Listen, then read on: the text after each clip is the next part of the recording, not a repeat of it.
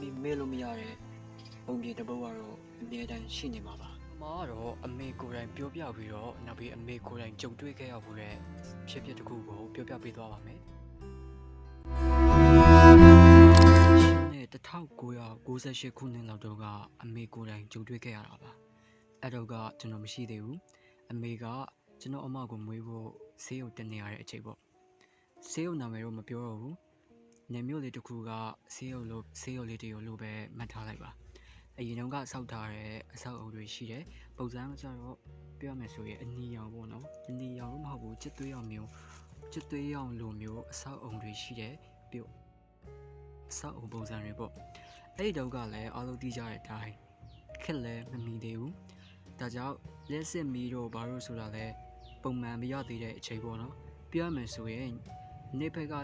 လင်းရောက်လို့ရှိပေမဲ့ညဘက်ကျတော့အရန်ကိုမှမောင်ပြီးတော့တိတ်ဆိတ်တဲ့အချိန်အခါတွေပေါ့ပြောရမယ်ဆိုရင်ဖျောင်းတဲ့မျိုးကိုအောက်ကိုရတယ်ရက်စစ်မီမရှိဘူးပေါ့အဲ့လိုမျိုးဒီလိုနဲ့အမေကလေးမွေးပြီးတပတ်အကြာ9နာရီလောက်မှာည9နာရီလောက်မှာပေါ့နော်ကလေးနှုတ်တိုက်နေတယ်ဖះကြတော့ကတိဘေးမှာအိပ်ပျော်နေတယ်ပေါ့နော်ပြောရမယ်ဆိုရင်တော့ဆေးရုံရဲ့အခန်းထဲမှာအမေတစ်ယောက်နဲ့တခြား2ယောက်3ယောက်လောက်ပဲရှိတယ်အမေရဲ့ကတိကကြတော့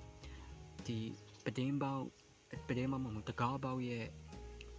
နဘေးမှာပေါ့နော်ကတိကနေထွက်မယ်ဆိုရင်လူသွားတဲ့လမ်းကိုရောက်တယ်ပြီးတော့တကားပေါက်ရှိတယ်ပေါ့နော်အဲ့လိုပုံစံမျိုးအဲ့မှာအမေကဖျောင်းတယ်မီးလေးထုံးပြီးတော့ကလေးကိုနှုတ်တိုက်နေတယ်ပေါ့နော်နှုတ်တိုက်နေတော့နောက်ခဏလောက်ကြာတော့အဝေးကနေပြီးတော့ဒီဘက်အမေစီကိုလာနေတဲ့ခြေတံကိုကြားရတယ်ပေါ့နော်ခြေတံကြားရတော့အမေကနှုတ်တိုက်နေရင်နားဆွင့်ပြီးတော့နေလိုက်တဲ့အချိန်မှာခဏကြာတော့ဒီတကားပေါက်ရှိကိုမိမကြီးတယောက်လာရရင်ပေါ့နော်လာပြီးတော့ရက်ပြီးတော့အမေကပြောမယ်ဆိုရင်ဒီလိုလင်းလေးချင်းမဟုတ်တော့အယုတ်မျက်နှာကိုလည်းတဲကွဲမမြင်ရဘူးမိမကြီးဆိုတာပဲသိတယ်ပြီးတော့နောက်တစ်ခုထူးဆန်းတာကသူ့မှာခွဲစိတ်ခန်းဝင်တဲ့ဝတ်စုံကြီးဝတ်ထားပါအဲ့မှာအမေကကြောင်ပြီးတော့ကြည့်နေတော့မှပဲအဲ့ဒီမိမကြီးကအမေကိုလမ်းပြီးတော့မေးတယ်နေ့မှာပဲခွဲထားတာတဲ့အဲ့တော့အမေကလည်းရုပ်တရက်ဆိုဘာပြောမှမသိပဲနဲ့ကောင်းပဲညိပ်ပြဖြစ်တယ်ပေါ့နော်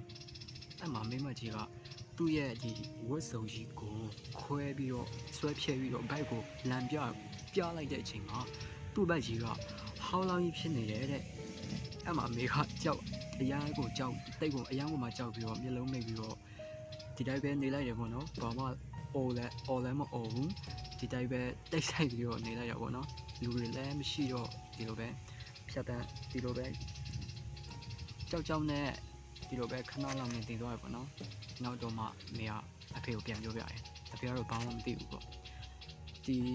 အဲ့ဒါကိုအမေကစကားဝိုင်းဖွဲ့ပြောတဲ့အချိန်တိုင်းမှာတစ်ခါတလေအများတန်းပြောဖြစ်တော့ဒီအကြောင်းအရာကိုအခုထိမမိနေတာပေါ့နော်တရက်ဆက်လက်ပုံပြင်တွေလိုမျိုးဖြစ်နေပေမဲ့ကျွန်တော်ရဲ့ channel အတိုင်းပဲပေါ့နော် telling you the stories that live in my heart ဆိုတဲ့အတိုင်းပဲကျွန်တော်ရဲ့ရင်ထဲမှာရှိနေတဲ့ဇလန်တစ်ပုဒ်ကို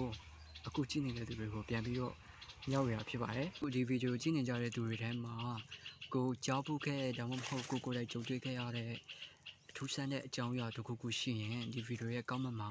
ရေးသွားလို့ရပါတယ်။အားလုံးလည်းဖတ်လို့ရပါပေါ့နော်။နောက်ဗီဒီယိုတွေမှာပြန်တွေ့ပါမယ်။တော်တာပါ။